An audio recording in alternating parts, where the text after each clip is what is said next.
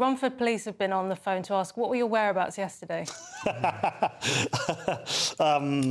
wasn't in Romford, I know that much. Racist rant probe by police after town centre video goes viral. This is a terrible video, which some of our viewers and listeners may have already seen. A racist attack that went viral on X is being investigated as a hate crime. A group of women were forced to defend themselves from the tirade as they walked along Romford town centre. So some more context on this. This was a Palestinian. This was a quite clearly white British middle-aged man remonstrating with a woman that was Muslim with a Palestinian flag with her. She'd clearly been to a protest that was local to Romford. And I can't condone nor defend the man's actions.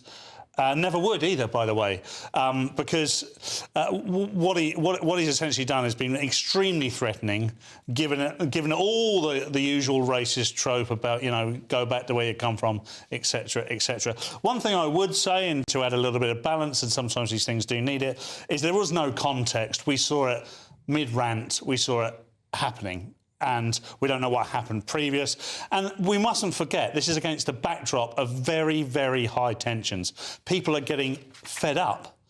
They've had enough. This is that people feel very defensive for the Jewish community as well. And this is not to defend any of this guy's actions. You do not win any arguments. The language was absolutely appalling. It was aggressive language. The video, it's not worth us playing it because there's so much swearing in it. We can't really listen to it. But I looked at a few different papers covering this, and in the comments sections there were a lot of people talking about two-tier policing, and the general tone of it was they would always say, this guy's absolutely out of order, disgusting behaviour, don't want it, this is what I think has led to this. And then they would talk about typically two-tier policing. Yeah, the two points that I would make from this is they're calling it Islamophobic. There's no such thing as Islamophobic. What it is anti-Muslim bigotry. That doesn't make it OK. I'm just saying that the use of the correct language is important. It's still, there was obvious hatred from him, yeah, but it isn't arguably racist. If it was an Indian woman, he's not addressing this as a Sikh person or somebody. Like, the ethnicity of the person isn't necessarily the major factor here, as opposed to how much of it was because of this person's religion, but also it was obviously partly because of their involvement at this march that we didn't see anything from.